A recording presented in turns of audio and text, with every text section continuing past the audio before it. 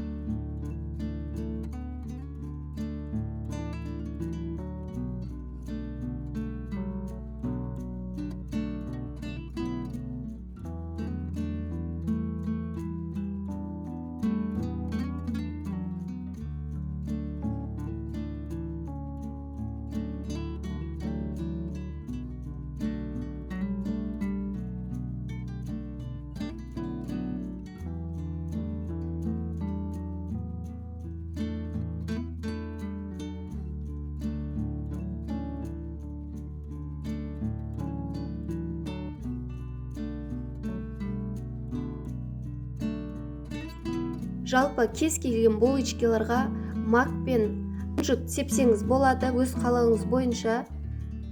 Ең бетіне осы пешке салардан бұрын жұмыртқаның сарысына сүт араластырып қызарту үшін жақсаңыз өте керемет болады. Міне көріп тұрғандарыңыздай менің булочкаларым дайын, өте дәмді, пушистый, әдемі болып шықты, жұп-жұмсақ, үлпілдеп тұр. назар салып тыңдағандарыңызға рахмет. Сау болыңыздар.